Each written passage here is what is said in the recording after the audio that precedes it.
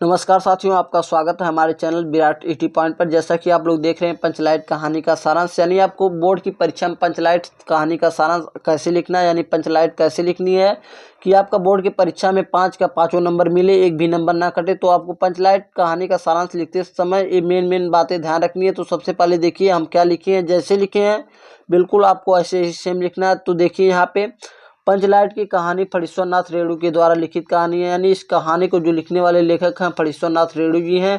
देखो जो मेन यानी मोटी हेडिंग से लिखी है, ये मेन बात है, तो इसे आप लोग याद कर लीजिएगा। पंचलाइट की कहानी फणीश्वर नाथ रेणु के द्वारा लिखित कहानी, यानी देखो फणीश्वर नाथ रेणु, इसको याद कर लीजिएगा आप लोग, के द्वारा लिखित कहानी है। यह कहानी एक अशिक्षित गाँव पर आधारित है, यानी ये जिस गाँव की कहानी उसमें बहुत ज़्यादा लोग अशिक्षित होते हैं। इस कहानी में एक गांव होता है जो कई टोलियों में बटा होता है, यानी इस कहानी में जो गांव होता है वो कई टोलियों, यानी टोलियों मतलब समझ रहे हैं कई ग्रुप में बटा होता है, यानी उस गांव में कई ग्रुप होते हैं, जिसमें उस टोलियों में से एक महतो टोली होती है, यानी उस गांव में एक महतो टोली यानी एक ग्रुप जो होता है जिसका नाम महतो टोली होता है। उस टोली के लोग रामनवमी के मेले में से पेट्रोमैक्स खरीद कर लाते हैं, यानी उस टोली के लोग रामनवमी के मेले में जाते हैं, पेट्रोमैक्स खरीद कर लाते हैं, जिसे लोग पंचलाइट के नाम से पुकारते हैं। जो पेट्रोमैक्स खरीद के लाते हैं वे लोग अपने भाषा में क्या पंचलाइट, यानी कहीं पे आप लोग को लिखा मिलेगा पंचलाइट, तो कोई बात नहीं, इसमें घबराने की कोई बात नहीं। पंचलाइट या पंचलाइट दोनों बात सेम है, तो पंचलाइट के नाम से पुकारते हैं। तो आगे क्या है, वे लोग पंचलाइट को सम्मान की वस्तु समझते हैं, यानी पंचलाइट जो लाते हैं उसे सम्मान की वस्तु समझते हैं। पहली बार पंचलाइट लाते हैं, पंचलाइट को देखने के लिए टोली के सभी लोग एकत्रित हो जाते हैं, यानी उस पंचलाइट को जो लाते हैं सभी लोग कभी के देखे नहीं होते, सभी लोग एकत्रित हो जाते हैं।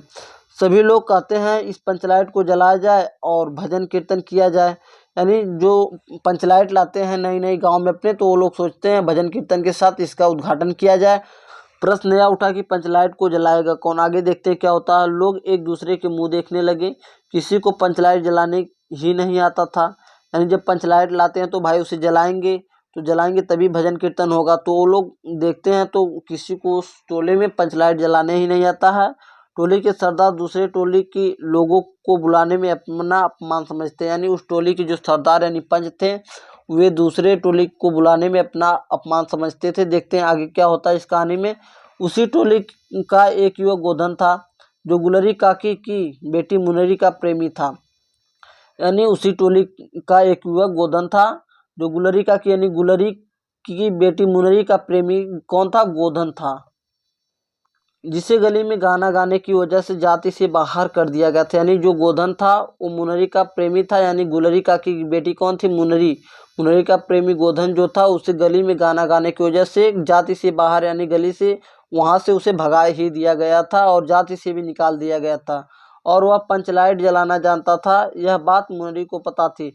हाँ भाई, वो मुनरी का प्रेमी था गोधन, तो गोधन मुनरी का प्रेमी था, तो मुनरी को पता ही रहेगा कि भाई हाँ वो पंचलाइट जला लेता है। तो मुनरी ने इस बात को अपनी सहेली कनेरी से कहकर बड़े ही चतुराई से सरदार तक पहुंचाती है। और मुनरी क्या करती है, उसे मालूम था, तो वो अपने कनेरी सहेली से कहती है कि भाई इस बात को पंच तक पहुंचाया जाए। सरदार तक पहुंचाती है कौन, उसकी कनेरी सहेली जो है सरदार तक इस बात को पहुंचाती है। और यह बात महतो टोले की सम्मान की थी। तो सरदार ने पुनः गोधन को अपनी जाति में ले लेते हैं और वह पंचलाइट को जलाता है और सभी लोग उत्साह के साथ खुशियां मनाते हैं। मुनरी भी अपने प्रेमी गोधन को पाकर बहुत ही खुश हो जाती है और मुनरी की माँ गुलरी काकी गोधन उत्पन्न होकर शाम के समय अपने यहाँ खाना खाने के लिए बुलाती है और पंच भी अति उत्साहित होकर गोधन को कह देते हैं कि तुम्हारा 7 खून माफ, अब गली में कितना भी गाना गाओ कोई बात नहीं। यानी उस गांव के सभी लोग जो हैं गोधन से प्रसन्न होते हैं और मुनरी काकी भी, सभी लोग यानी गुलरी मुनरी सभी लोग जो लोग हैं सभी लोग प्रसन्न होते हैं।